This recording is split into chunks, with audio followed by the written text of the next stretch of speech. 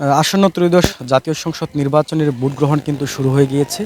সেই সাথে নরসিংদী জেলার যে ৫টি আসন রয়েছে, ৫টি আসনে কিন্তু সকাল ৭:৩০টার পর থেকেই কিন্তু ভোট গ্রহণ কার্যক্রম শুরু হয়েছে। এছাড়া এই নরসিংদী জেলাতে কিন্তু ৬৬৩টি কেন্দ্রে কিন্তু ভোট গ্রহণ চলছে।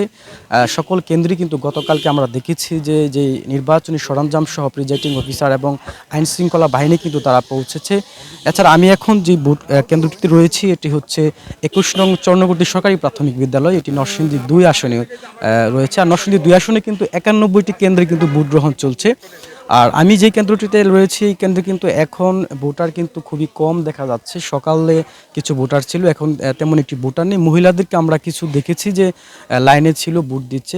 এখনো কিছু মহিলারা এখানে দাঁড়িয়ে রয়েছেন। তবে জানিয়ে রাখি যে এই আসনে কিন্তু সকালে সকালে কিন্তু ৭:৩০টার পর কিন্তু বিএনপির স্থায়ী কমিটির সদস্য ডক্টর আব্দুল মঈন খান কিন্তু এই কেন্দ্রে ভোট দিয়েছেন এবং ভোট দেওয়ার পর কিন্তু তিনি এই কেন্দ্রে থেকে চলে গেছেন সাংবাদিকদের সাথে কথা বলে। তবে আমরা যতটুকু দেখছি যে আশপাশ কিন্তু আসলে মানুষ ধীরে ধীরে আসছে এবং ভোট গ্রহণ এখানে চলছে। তবে এখনও পর্যন্ত কিন্তু এই যে ভোট কেন্দ্রগুলো রয়েছে এখনও পর্যন্ত আমরা কোনো আইন শৃঙ্খলা অবনতি কিংবা ভোটারদের কোনো অভিযোগ আমরা কিন্তু পাইনি।